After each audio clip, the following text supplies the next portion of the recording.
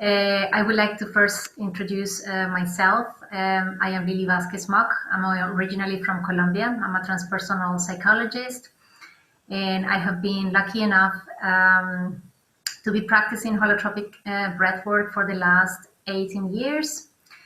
Also, I had a very big interest in sacred plants since 20 years ago, and yeah, those were my passions. I have been doing some work with patients. I have been doing workshops for several years. I got most of my experience working very close with Stan Grof, directly with him on his active years, and in the last few years in his workshops here in Europe, I had the honor to facilitate for him. And now I am involved with the Mind Foundation. I am the coordinator of the project, Breath, Body, and Music. I'm working together in a beautiful team with Marijan tonight. And we have been looking forward giving workshops. And because of the pandemic and the conditions, we decided to start to build up our community by just giving this general basic information, starting with to share it with all the people who is interested about breathwork, and just have this time to share. So this is not like a regular, let's say, lecture conference, but more like a discussion which goes and moves in different areas. Today is about set and setting, and we're going to start with the phenomenology of the breathwork. But I'm gonna now let my friend and colleague Marijan introduce himself, and then we can start over. Thank you so much for the patience and for waiting and for coming here with a new link. Yeah, good evening, welcome. So thank you for waiting and for the patience you have. So my name is Marijan Bernardic. I live in the south of Germany, Tübingen. It's close to Stuttgart, a little university town. And my background is psychologist and educational scientist. I studied both, and then I was trained in different approaches, Gestalt therapy, hypnosis, and so on. And I was always interested in different set and settings, because every approach has a different set and settings, as you know, maybe. And so my first contact with breathwork was in the late 80s, beginning of the 90s, when I was in Gestalt training. And it was so touching, so overwhelming, that I decided to go further. And so I was trained in Reichian bodywork. And most people didn't know that Reich was a breath worker. In the beginning, he was a bodyworker. And then I continued with other approaches. And very lately, I came to holotropic breathwork, exactly 2013. And my first breathwork, I was thinking something like, oh yeah, this is not really special because I know how breathwork is functioning, I was thinking. And then I was so overwhelmed by the experience that I decided to make the training, and I certified 2018, so it's not long ago. But I'm working till mid-90s with breathwork. And I continued also with integrative breathwork. So integrative breathwork is in fact all kinds of breathwork, what you can find together. And so you're building up your own set and setting what the client is needing. So, and yeah, so I'm a part of Mind, and I'm lucky to share my thoughts and my experience maybe with you. And we start maybe just to say, because you mentioned it, Lily, with the phenomenology, why, or maybe, yeah, why is it necessary that we have this approach? And I think it's different than other approach. So when you are trained in humanistic psychotherapy, like Gestalt or others, phenomenology is the approach you have to have. So the question is, at first, what is phenomenology and why we are working with that? In the beginning, maybe, phenomenology is the study of lived experience. So that means we don't use concepts in this way. Of course, we are primed by concepts, but we try not to use it. So when you work with a client, or when you work in the breathwork area, you use this approach. And when you use it, you try to understand the external and internal worlds of yourself. yourself and of the client and through your human consciousness and how they are related together. So it means that when you're working in this field, you need special skills, and this is what you trained in your training. So it's not about so much about concepts, but it's much more about more about your skills which are necessary to work with a client. So you need a clear perception for the inner and outer world, and how I said, preferably without theoretical concepts. And you know, awareness and mindfulness is something what seems very new, but it's not, because Gestalt therapy, for example, is based on this awareness and mindfulness without pointing that so much out. And so when you're working with clients, then what needs phenomenological really is that you see what's now going on. What, for example, if you have a client and you look at your face, his face, you didn't see his thoughts, so you didn't know what the mind is. This is a concept. You didn't know really, is he sad or not? For example, if he cries, it could be also sadness, it could be also happiness. And so this is a concept. And so in phenomenology, you really try to be in the here and now, and to see the relations of these phenomena you're observing.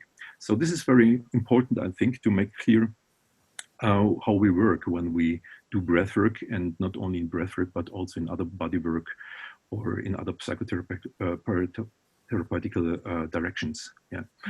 So, Marijan, can I ask you in this regard, like, what do you think are the basic orientations in breathwork? What is the background behind, you know, why are we doing this? What is the outcome of this? Yeah, this is, I prepared one moment, a slide just to show you. So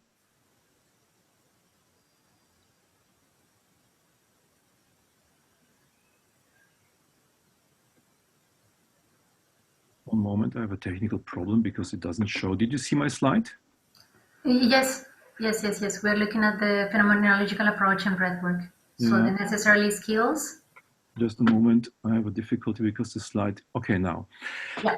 Yeah, I would say the basic orientations of why we are doing that, I will explain it on the example of Wilhelm Reich, because he was the first one who invented breathwork in bodywork. In fact, all breathwork is bodywork from my point of view.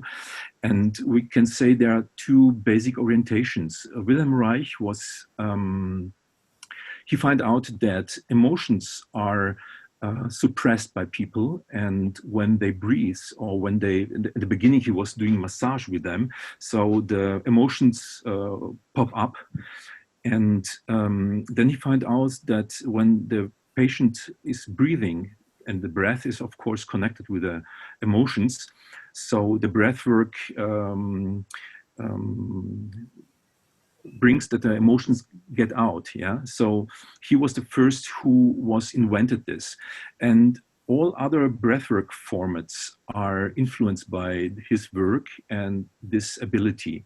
So the difference maybe between Reich and then later Leonard Orr, who was inventing rebirthing, or Stan and Christina Grof, who were inventing holotropic breathwork, is that Leonard Orr and Christina and Stan Grof was working with non-ordinary state of consciousness. Wilhelm Reich didn't use these terms, and he was not focused on that. He was more focused on the outcome of the emotionality of the person. And so this is, I think, also a kind of set and setting. So we have here different settings. Yeah, Wilhelm Reich was mostly working with single persons, so in single sessions, and the set and setting of rebirthing and holotropic breathwork is mostly group work. So you see, this is different set and setting, and I will come later on that to explain a little bit more. But maybe one of the main concepts or basic principles we have, and this is what you can find in all breathwork, is this 4 phases what Wilhelm Reich find out. So we have tension, we have charge, discharge, and relaxation. And I will try to explain what does it mean and how you can observe these phases when you work with the people. And of course, this phase is also connected with the set and setting, and I will explain it a little bit later. So when a person is coming to the session, he has tension. That means mostly when people are, so said, traumatized. I mean, and then, of course, the emotion is stuck. It's frozen in the body. And so through the breath work, you're charging the body. And this is something, it's physiologically not really to explain. I mean, there are research, but in fact, we couldn't explain it till now what's really happening in the physiology of the person. And so with breathing, you get more energy, and then you get this mostly dramatic thing of discharging. That means that the person is showing the emotions, and it's how to say, the frozen emotion is really, yeah. And with that, after that, the relaxation is there. And so the emotion is free. And mostly what Reich finds out is that the person, that they loses the neurotic behavior somehow. Yeah. So this 4 phases you can find always in breathwork, mostly. One thing is maybe this discharge, what you see here, can be very dramatic. And this is a phase what is not really good understandable, because, or there are misunderstandings, because this can be very dramatic, but it can also be very low or very fine. So it's not about having a big coming out when you discharge, but because Wilhelm Reich was pushing in his work, so like breathing like that, and so most people think, okay, this is very dramatic thing, but it can be very fine. Yeah, so I think this is something to have in mind when you work with breath work. And the concept behind that is that the client has to letting go, yeah, without conscious control.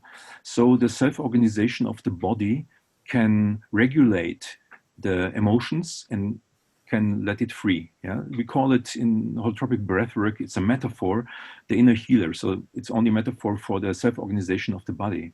Yeah. Yeah. So this is in fact the main principle, and yeah. So. Well, thank you very much. I will then take right now the next part and speak a little bit deeper regarding the set and the setting. Where was historically started to show up the term set and the term setting for the people who is new in these topics. For the ones who know, I'm just going to make a brief explanation. So everything started basically with Timothy Leary. He was a psychologist from Harvard University, and he was pretty much the first one who started to lead the Harvard psilocybin project.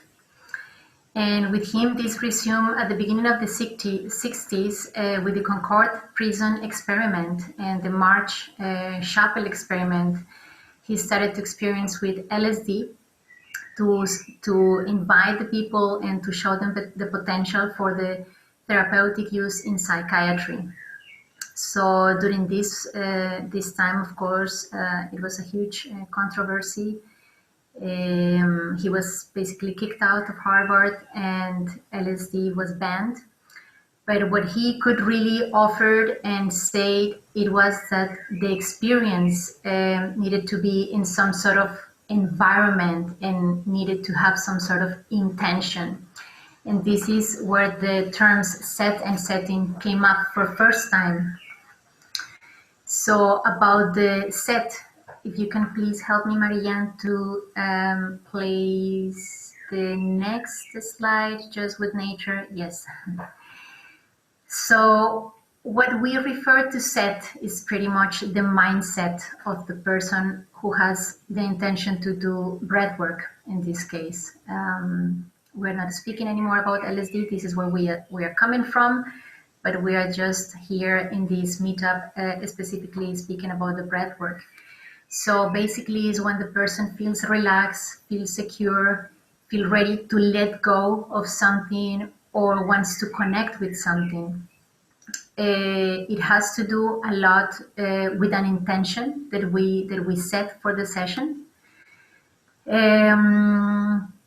It needs to come up, as I see it, as my own experience came up, as a call that we are looking to do something for us and to give this a space.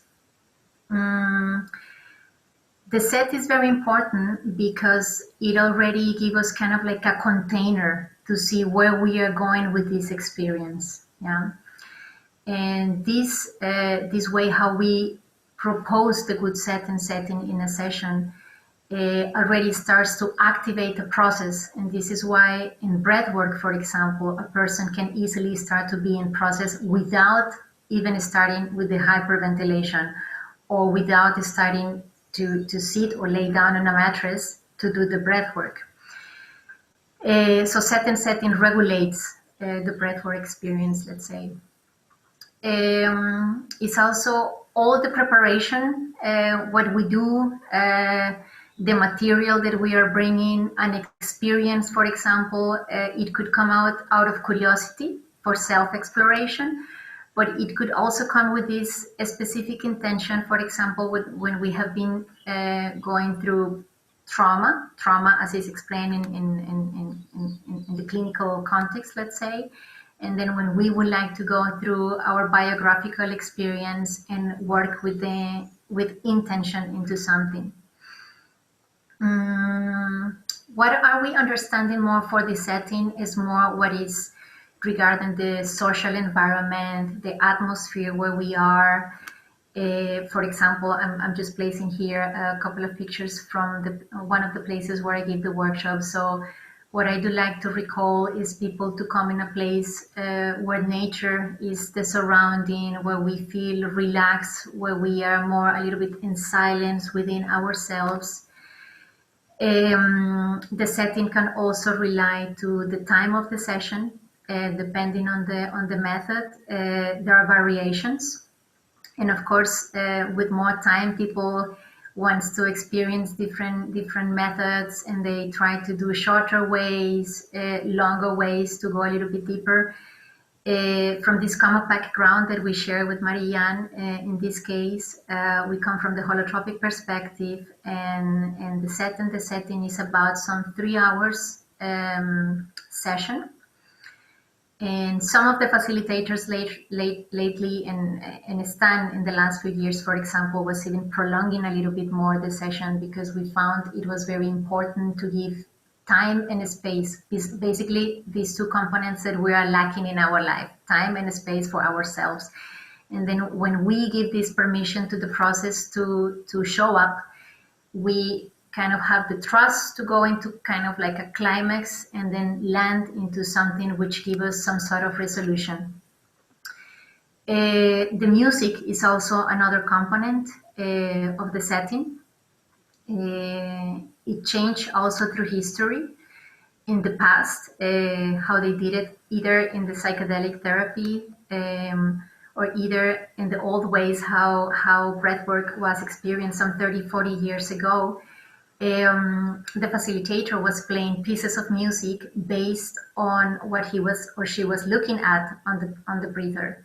So it was kind of like a DJ role where the pieces were coming spontaneously, and then they were creating somehow together where the session was leading.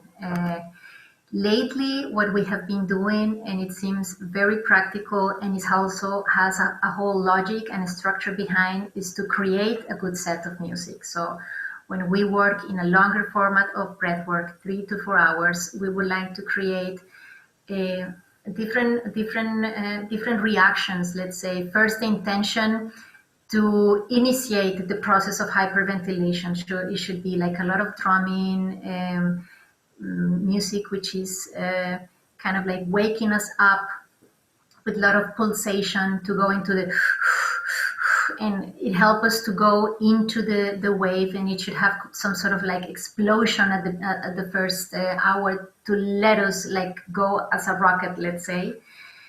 And then we will go into a wave which is more emotional towards the second hour. There are different tastes for it. There is people who just goes, for example, with the soundtracks of movies, which are very emotional and help us to connect with emotions. We are careful not to play something which is commercial music, for example, so we don't create some sort of associations. And then after this emotional wave, it comes down the curve more into a meditative music, nature sounds, animals, water sounds. So music is going to be a vehicle also, and it's also a very important key for the set and the setting. Another component of the set and the setting is the body work. The body work that we do as facilitators is used in different ways, depending also on the method. Sometimes we would like to intensify whatever is already happening. So when the breather is there, starting to show signs, we intensify whatever is happening. So placing hands in a part of pain, for example, when we have the phenomenon of tetania, which is when the muscles go a little bit in contraction, could be very painful. This is only the effect because of the change between CO2 and O2. So it could be a physiological response, but it doesn't happen to everyone and not all the time. So when it happens, for example, then we do the body work, strong pains around the body. We try to create presence there. There are also some schools which do the body work to initiate the process. So it's not something that is intensified, but it's something that wants to be initiated. So this is also part of the body work in the different schools. So the setting in body work is not about the breathing, and it's mostly what it contains. Is the container where we are doing the session, where we are recreating this space to come into this non-ordinary state of consciousness, which it could be profoundly healing, and it helps to release emotions or energy or whatever is there not being able to express on daily basis. And another important component that we have not in all breathwork methods, but in the holotropic perspective, is the role of the seater. So one person is breathing, the other one is sitting for the person. So we breathe in couples. And it's basically the role of a babysitter for a child. So we take care of basic things as seaters, that the person, for example, get thirsty, so providing water, helping the breather to go, for example, standing on the toilet, giving the person a hand when some strong emotional process is happening. So just there to give some presence and to say, I am here, or just to help the facilitator if it's needed, in the case that the breather needs a stronger, warmer container to be whatever the place the breather is visiting. So just to help this presence to build up, to surround the person with physical contact and saying in a silent way, we are here. Part of the setting also, it comes towards the end with what we think is very important, and it's the integration of the session. So once the person is coming back, the teacher, for example, gives something as a snack, something to eat. Some schools, for example, start to do integration with by doing some art. So to bring in some art material, to bring mandala as it is in the holotropic perspective, to go for a walk, to start, for example, to do sharing, what was the experience about, what was coming out, and the teacher is going to be there sharing in silence pretty much, not giving feedback, but he's a very attentive listener, which is also important in the process. Yeah, the role of the facilitator, well, of course, we are in charge of providing the trust and the safety. So the session goes as good as possible for the breather to support whatever is emerging there, and just to give presence, to give the presence enough, and then body work or whatever is needed in the moment. Sometimes there are like strong physical reactions. When Marijan was speaking about this discharge, this let go, so sometimes people even can come into vomiting or having the feeling that a lot of fluids or liquids are coming out. So of course we have to assist that process and just to be there for the breather. So this is also part of the setting. Well, what has set and setting to do with breathwork? I think it is a very, very important component, because basically when we are alone in our life and we go through process to process, we're going in different emotions, let's say defeat, sadness, emptiness, whatever is happening. Of course, not everything needs to be negative, but whatever we are processing and it's triggering us, most of the time we are doing alone. So when we can rely in someone, when we have friends or someone to support, it feels in a way good, to lay down on someone. But when we plan to do the breath work and then we set an intention and then we have the space to have a deeper connection with us, to give ourselves the chance to go and look into a matter on a different way with the support of someone that is profoundly healing. Of course, we always like to go for the place where we feel the most trustable, the most safe. And we find ourselves not holding anymore this process, but with the support of someone. So this is very, very important, to be gentle with ourselves, to take care of ourselves, and to look for this support in other ways. So this is why the set and the setting are very important during breath work. I think we can go to the next slide. I was just showing.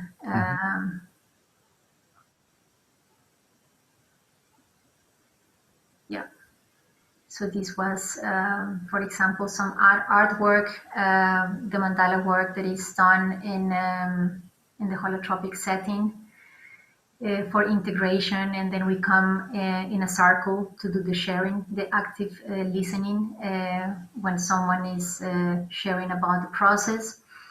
And this is a typical setting, circle around, sharing, spending the time together, holding the emotion. Sometimes the process goes a little bit longer. So yeah, the set and the setting, I think they are like big influencers in a journey, and especially also in breathwork. Yeah, then I think we can start to move a little bit into our next part of the meeting.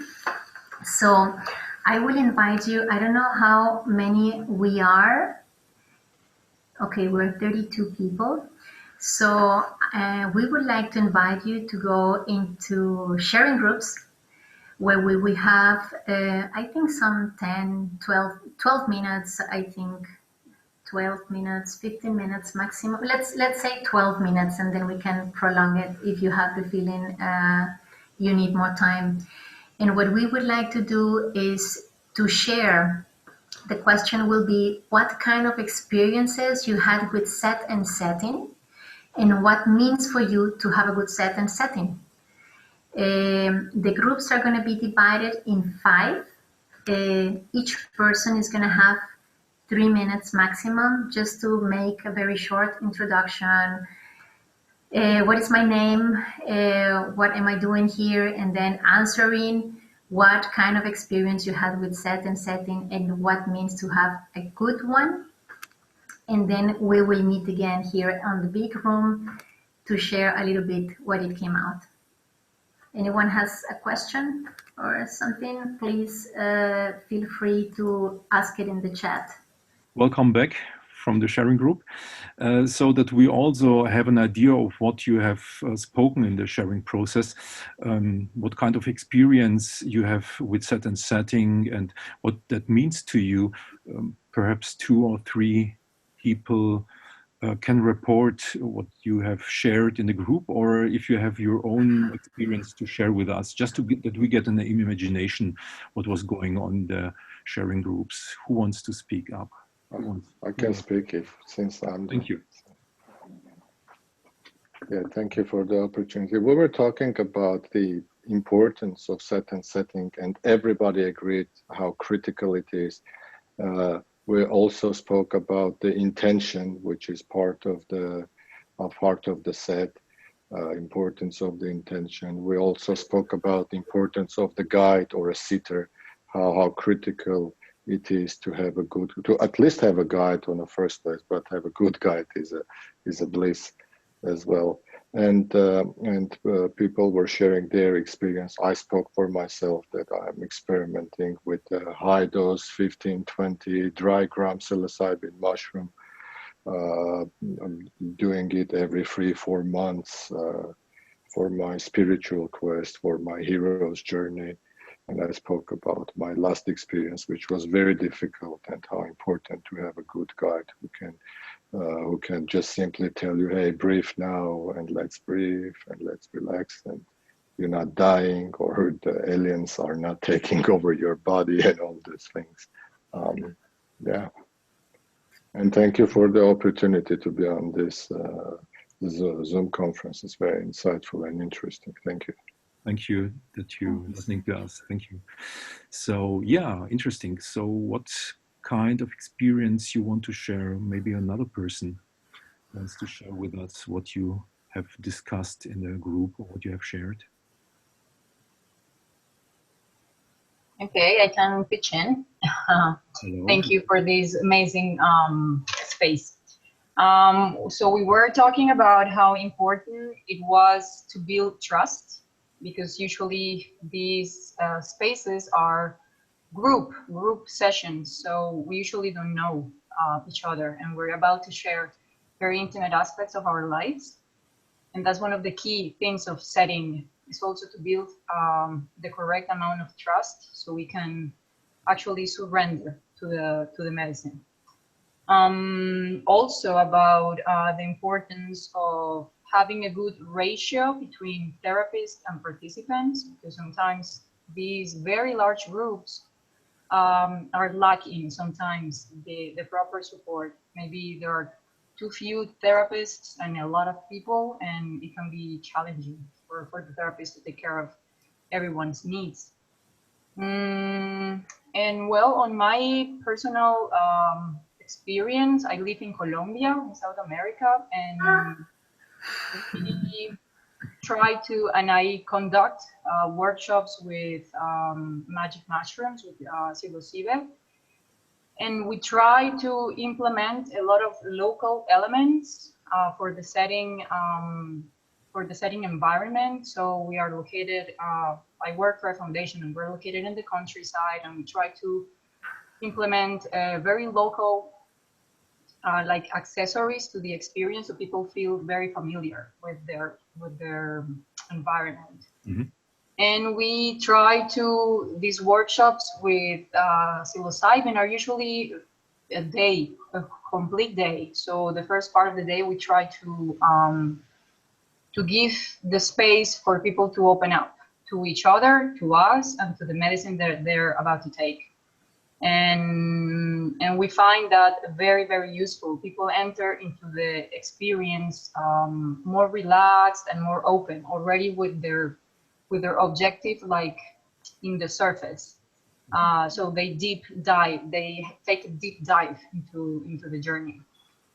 And we maintain a very close communication with them afterwards. Also, before taking the workshop, we have some interviews, and that also helps to cater the groups. If we find a lot of people working towards a similar objective, we try to bring them together. So yeah, basically. Thank you, Laura, for sharing that. Gracias, Laura. Saludos, Colombia. Ay, qué rico. Gracias. Maybe one person more, and then we continue with. Yeah, I will also like to ask if someone would like to share the experience related with breathwork. Yes. Thank you. Any type of breathwork.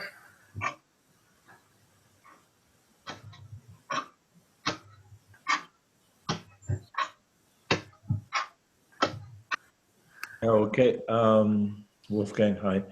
I can share some experience. First, I really want to thank you because I participated in 2 sessions, you know, of intensive breathwork. One was a double session, and I did it here in Berlin with 2 facilitators, and it was actually exactly as you described it. So I was the lucky one, you know, to have had a really good setting.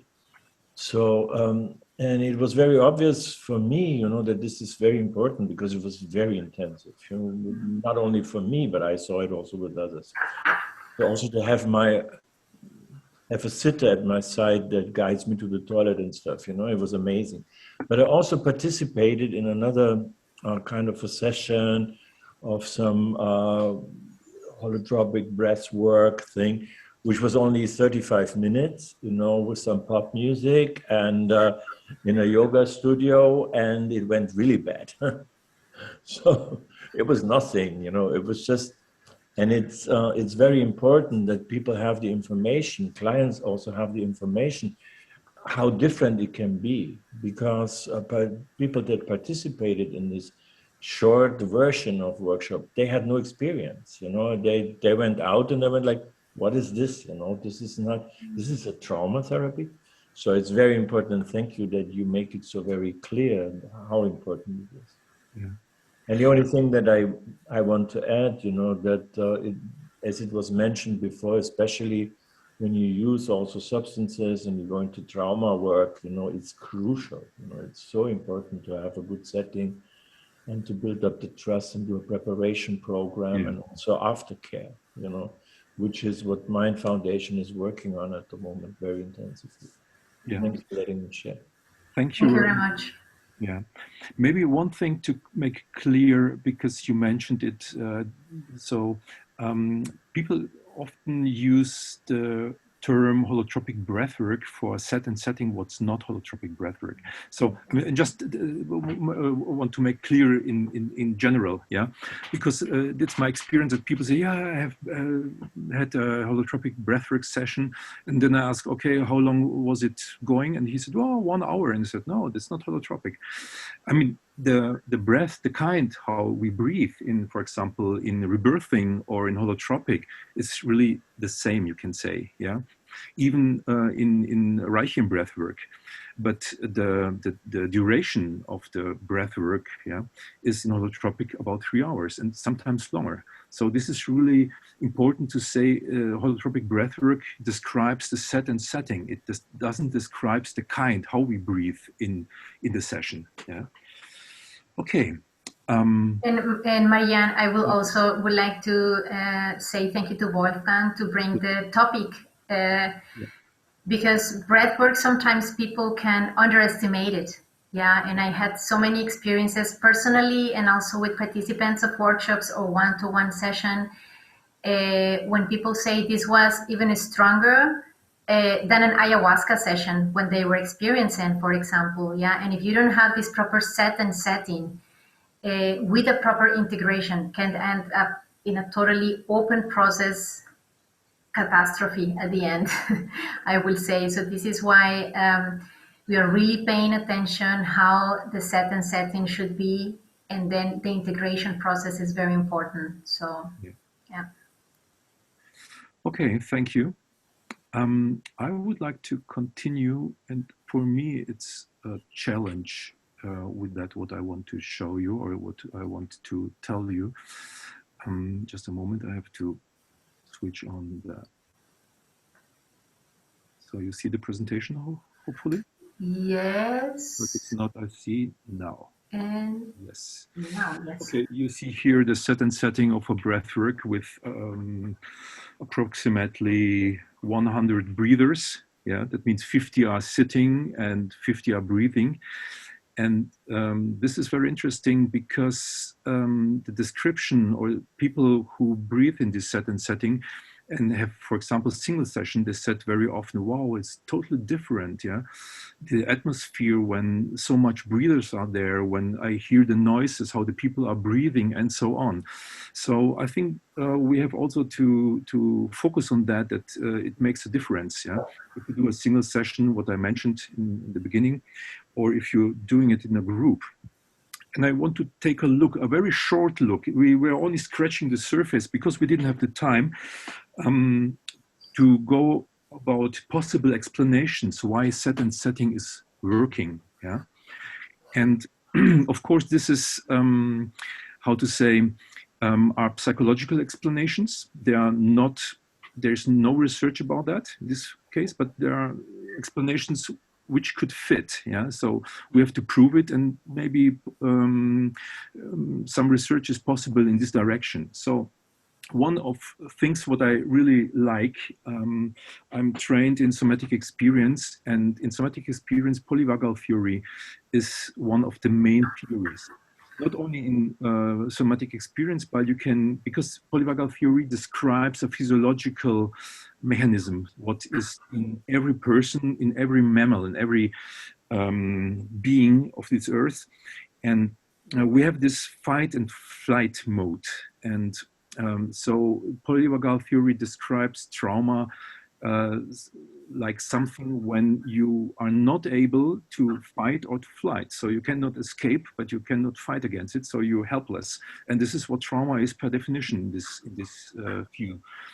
And when this happens, the only possibility to survive is to freeze. That means, and this is happening, this is controlled by the brainstem. So you have no control over that. You have no consciousness control to control that. And when you're traumatized, normally animals in the wild, when they are free, this is the observation, they couldn't be traumatized. And this has to do with that we as human beings have a very developed neocortex. And so we can control with our neocortex our impulses which are coming from the brainstem. But sometimes when the energy, I describe it like that, from the brainstem is so huge, when you see when you know stories, or maybe you have experiences, a mass panic, and you ask yourself, why are the people doing that? Why are they running over others and killing so other people? Because they have no control. So their brainstem is really taking over the control, and the people are not really consciousness what they are doing. I mean, they are, but not really. So they're really driven by this fight, in this case, flight modus. And so what has the polyvagal theory, what has this with holotropic or with breathwork to do? It has to do in this case in that it shows that a good atmosphere, trust, to feel secure, to feel connected is something what the people are losing. And when you want to overcome this trauma, you have to work with the body. And with the body to work means to work also with the breath. Yeah. And so polyvagal theory are showing us that the environment has to be really secure. And this is a kind of advice. When you're working in a psychotherapeutical setting or a transformational setting, then it's very important that you develop or that you build up an atmosphere where the people feel secure. This is a very short form to explain polyvagal theory. We could spend a whole week about that. So I hope you get an idea why this kind of behavior, to be in a good contact, to have a good connection, and to let the people feel good, to feel especially secure, is so important, because then people can let go, yeah, and then it can happen what I have described earlier.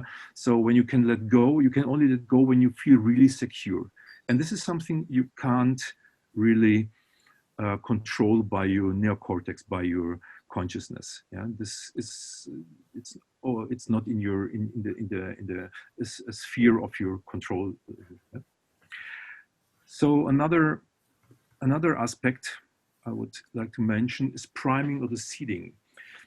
Priming means that, for example, words or symbols are activating networks in our brain. So, like, for example, when I ask you, or when I use my language and say to you, did you remember when you was the last time in vacation on the seaside, when you have taken the last time a warm or a fresh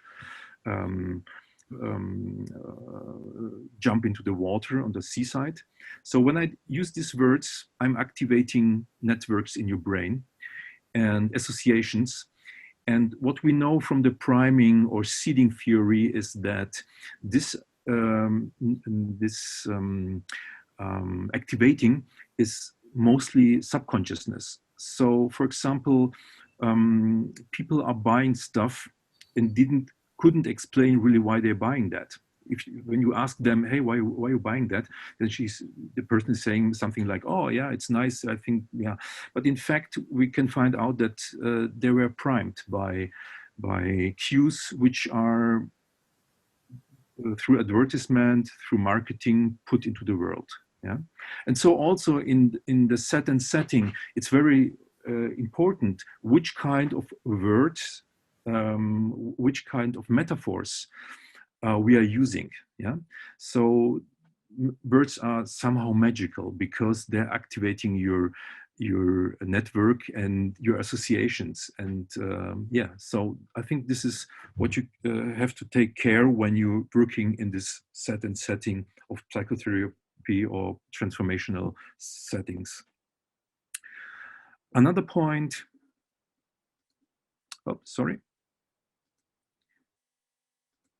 is the theory of social activation or social facilitation. What is behind that? When we are with other people together, we behave in another form than when we are alone.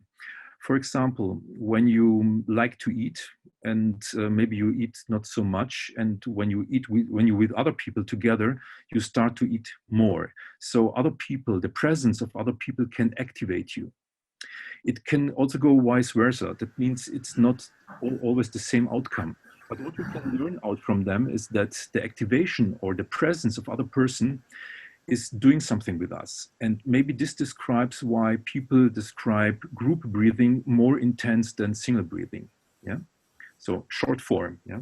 You can Google it maybe, yeah, because this is also a topic we could spend the whole evening. And of course, we have this expectation and placebo-nocebo effects. That means we can observe, for example, in psychotherapy, when people have an expectation and think, oh, this is good, have in mind, okay, breathwork is very powerful, or then this expectation can do something.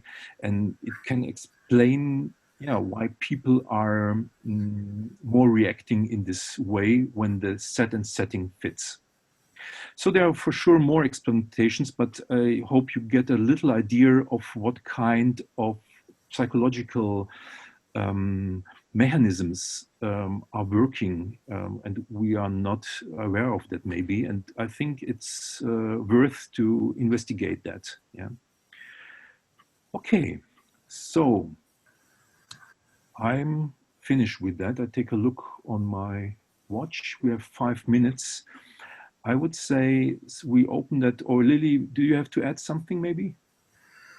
No, I think we covered most of it. I will really like to, well, first of all, again, apologize for all the technical problems at the beginning and starting a little bit later. And I would like to take this space so people maybe can ask some questions. You either can use the chat form while someone is talking, and then we can choose some of the questions. And if it's okay for you, we can prolong some 10 minutes the meetup. If you have to go, of course, we understand it. But for the ones who want to stay 10 minutes more, then we can answer some questions regarding the topic that we spoke today about. So anyone who feels like it, just unmute, please, and I will give the word.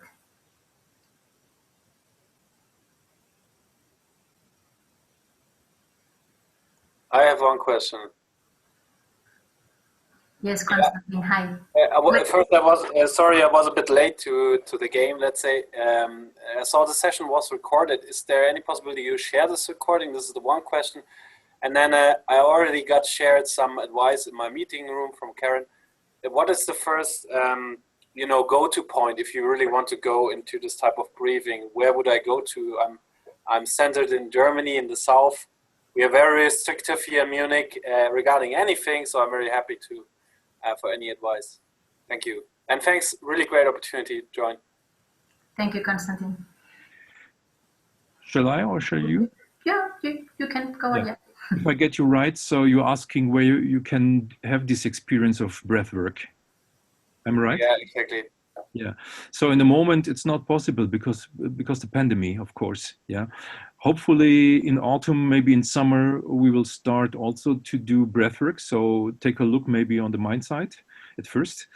But there's also possibilities you can Google holotropic association, for example, and there are others too. So there's really a lot of possibilities to do that. I think it's important that you get a feeling and that you see that the people are, how to say, professional. Yeah, because what I mentioned, some people are calling it holotropic, but they're not certified. So, I mean, that doesn't mean that it's a bad experience with them, but you never know. So, yeah, I hope this was a good answer for you. Yeah, great, thank you. Yeah, and I will suggest also, Constantine, that to look at the experience. It's in our days, of course, there are like hundreds of certifications of new approaches based on whatever it has been used for decades. But I will also suggest also that you look who is offering the breathwork. Yeah, because it could be also someone who has been doing a little bit of this, a little bit of that, a little bit of another technique, came up with a new invention. And sometimes it's offered something which is not really what it is. So, for example, as Wolfgang was expressing before, a very short session, not integration time. So, we highly recommend to go through the experience of the facilitators, certifications, and so on. Yeah. About the recording of the session, I think we can access the recording. That's not a problem. What we were considering with Marijan during the break-in in the groups is that we probably repeat again this meetup with this special topic, because what we are trying to do since 3 months ago is to come with different topics from basics in the breathwork. Not only to make the community, but also to do some exchanging for the people who had no experience with breathwork to come and learn a little bit with us, starting from basics. So the idea is that in the next 3 months, another new topic comes. But I think we will offer them to repeat this one, so it's accessible for the people who were not able to come due to the technical problems also. Yeah. Thank you. Great. Thank you very much. Thank you. So anybody else would like to come with a question? There's a question in the chat by Jan Sukup. I'm just going to read it out. He said, could you please share some thoughts about the part of set intention, still mysterious topic for me. Yeah, I would like to understand what he means with that intention. Does you mean, Jan, if I get you right, the intention of the facilitator or the intention of the breather when you go into this certain settings? So maybe you can specify a little bit more. I will try to do some reading. Yeah. When I was presenting the part about what means set, and I was speaking about the mindset that we are having towards the session, it was also put it on the table like the intentions that we have to work on a specific topic, or when we're just curious about working in an open field where anything can come. Is that correct? Intention of breather. Yes. Yes. So would you like to go, Marijan, or should I? No, you can continue. Okay, so I will share from my personal experience. I came into the breathwork not to work on a specific issue, but out of curiosity. Yeah, I thought it was a safe method to come and navigate into non-ordinary states of consciousness. And my intention was to look deeper into myself, not necessarily into a special area. And then within the years, when I started to work deeper on my process, I found out where were my main topics about. So from childhood or family related, and then I set the intention to work on those topics. Then it could happen also in breathwork that sometimes the process doesn't go with this expectation that you are having. For example, let's say in this moment in my life, I am afraid of flying, let's say. I don't want to take any planes to fly around. So I would like to go with intention during a breathwork session to work on this fear. But what it happens during the breathwork is that something else comes out which is not related with the topic, directly related. But something comes up on the surface because probably it was unconsciously a topic that it was also very relevant for you, where this kind of like how Marijan was explaining, this charge and discharge was necessarily to do, like this release of energy was necessarily to do in this moment. Anyway, it's important to set up an intention, even though it is not a guarantee that it's going to be the main topic that you're going to be working on the breath work. But also it gives us like it's kind of like a positioning in your life. It's something that you want to do. It's something that you want to work on it. You give the time, you give the space, you choose where do you want to do that. And this is already a vehicle, yeah, to help you to go wherever you need to go. I don't know if that helped you to answer the question. Maybe I can add a short thing. What I experience, what is necessary to come out to proceed will come out. So sometimes intention is helpful, but you have to be open for what comes out because your unconsciousness is doing it for it. This is a metaphor, yeah. Hopefully this was helpful. So this was kind of like the set that we were speaking, the mindset, either to set an intention or to be open. We also speak from, I like a lot this essay from Buddhism, from the beginner's mind. Also Ken Wilber wrote a very nice essay about it. And the beginner's mind meaning going in like kind of like a neutral mode into the experience and flow with it. Yeah, you don't know how you're going to navigate every time you breathe. You probably have been doing a lot of breath work, a lot of sessions with different vehicles, substance. But then you set this kind of like a neutral position, how Marijan was also saying. I cannot share the essay because it's, I think you can find it easily if you Google it. Deza is writing. But I'm sure if you Google beginner's mind from Buddhism or from Ken Wilber, I'm sure you will find it on the web. Yeah. beginner's mind in Buddhism, you can find it from Suzuki. Mm-hmm. Writing a book about that, beginner's mind. Okay, so we are a little bit over the time. I mean, we started lately because the difficulties in the beginning. So I don't know, shall we? Any other question? Question? A last question that we could take?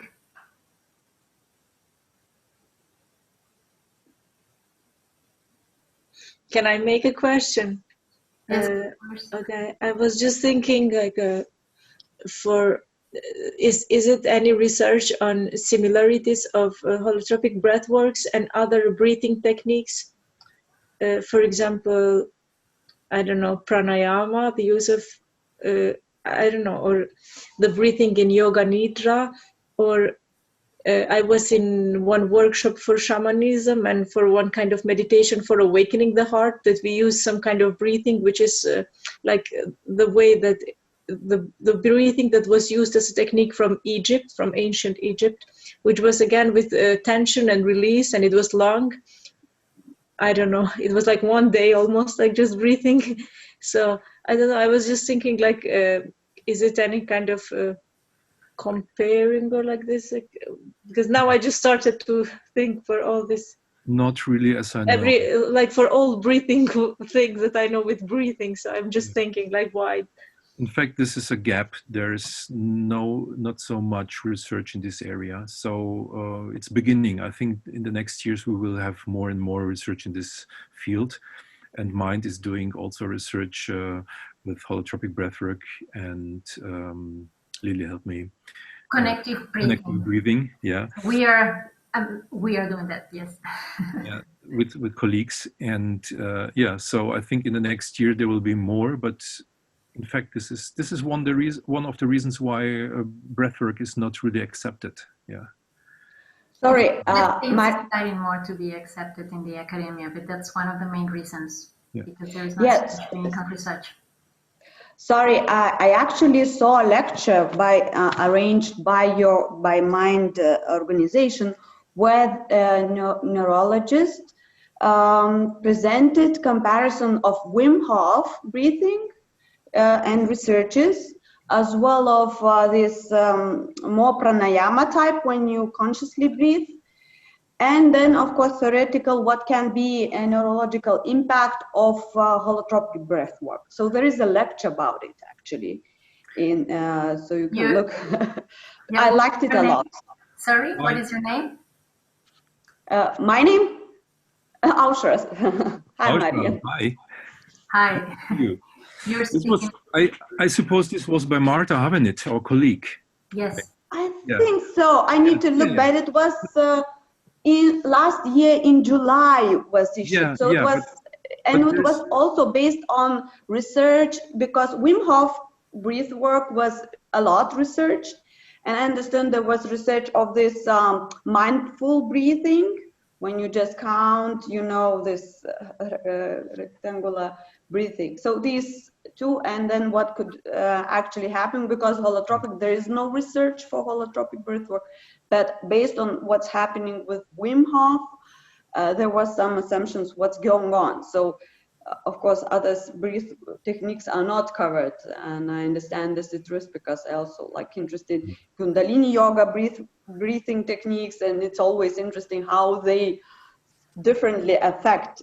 But this lecture is very interesting, that you could see a bit differences, what's impact, short time and long time impact. Thank you very much. Yes, Marta is a member in our team, and she's leading right now with the whole team in the Mind Foundation the clinical research that we are going to perform in summer, and we are going to compare connective breathwork with holotropic breathwork. When we say it's not so much information out there about breathwork, we don't want to say there is completely nothing. No, there has been some research done. Unfortunately, it's still not wide enough to make breathwork, for example, part of the academy. Yeah, it has been a practice that it has been practicing from the beginning of the human history, as we know with pranayama, but it hasn't done sufficient research on it and on the effects on it. But yeah, there are some papers which are starting to come up, and the idea is to bring it out to the public from this other perspective, yeah, with to check the science behind breathwork. Yeah. So thank you for your sharing. Yeah, I'm happy you like the lecture from Marta. Good. So, Lily? Yeah, anyone who has a bubbling question before we close our meetup?